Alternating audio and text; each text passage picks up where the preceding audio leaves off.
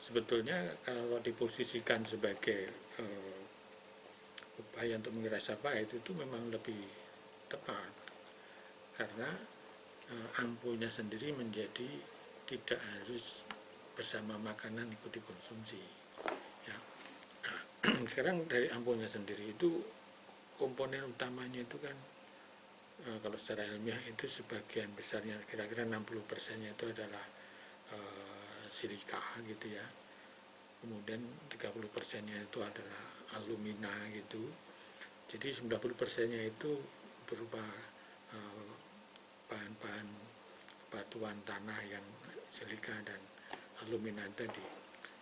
Sisanya yang sebagian kecil itu ya mineral-mineral.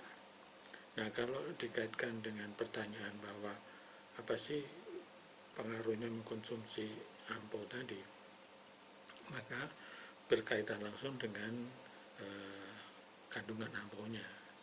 Kalau tadi silika dan alumina itu sudah 90% dan itu sifatnya tidak bisa dicerna ya, karena juga tidak bisa dicerna maka tidak berkontribusi, tidak berpengaruh apapun secara zat gizinya gitu ya. Tapi justru karena itu tidak bisa dicerna dan tidak bisa larut juga dengan air gitu kan, maka di saluran pencernaan itu masih berupa padatan. Nah, kalau itu padatan tadi ada di dalam saluran pencernaan di lambung kemudian sampai ke usus halus, kan tidak terserap juga. Nah, maka dia akan lewat dibuang juga ke feses. Dibuangnya sih aman-aman saja karena tidak jadi masalah, tapi dalam perjalanannya tadi karena dia padatan, ketika dia berjalan di usus halus maka dia berpotensi bisa menimbulkan gesekan ya, karena dia padatan ya, bisa menimbulkan iritasi ya, atau mungkin lebih lanjutnya adalah luka ya. Kalau semakin banyak atau semakin sering maka kan gangguan potensi terjadi iritasi yang makin tinggi.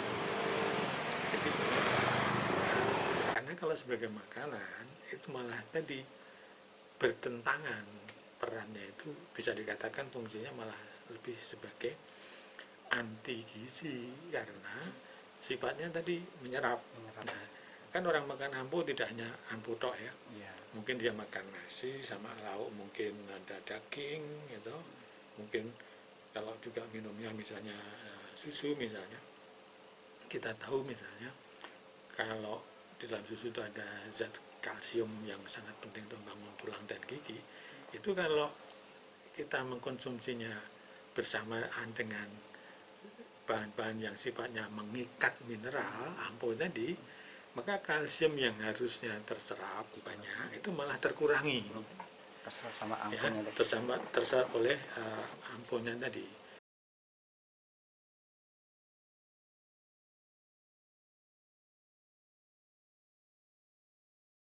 Ya, saya rasa lebih pada fungsinya sebagai bahan penyerap ya, karena dia tadi sebagian besar adalah silika dan alumina, dia sifatnya sebagai penyerap atau adsorben gitu ya. Nah, banyak bahan di alam ini yang bisa berfungsi sebagai adsorben, bisa menyerap warna, bisa menyerap zat racun, bisa menyerap rasa pahit. Nah, jadi kalau kaitannya fungsinya dia sebagai adsorben, maka tepat kalau dia selama ini sudah dipraktekkan, digunakan untuk menyerap, mengikat zat-zat yang menimbulkan rasa pahit pada sayuran, misalnya pada tadi daun pepaya yang menjadi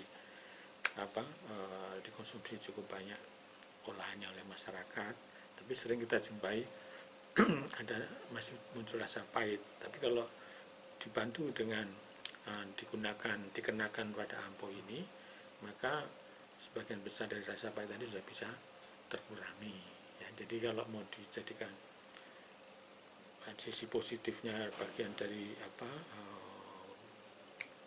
warisan budaya tadi, saya rasa akan lebih tepat kalau dimanfaatkan sebagai alat bantu dalam mengolah makanan tradisionalnya.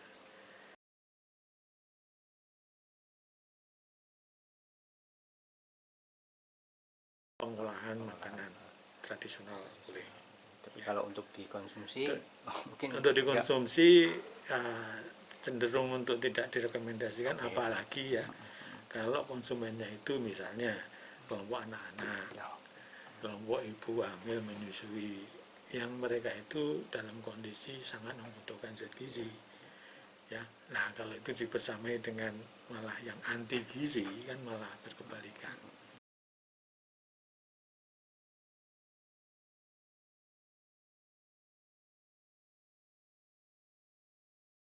Karena sifatnya kan tadi ini 90% itu silika dan alumina itu kan tidak larut di air, gitu. Dan kalau toh nanti dipakai kemudian dicuci tapi sebagiannya mungkin masih ada yang tertinggal, silika alumina itu kan sifatnya dia juga tidak yang tadi tidak larut itu tidak beracun dia itu, tidak bisa dicerna maksud saya kan, sehingga dia akan terbuang saja.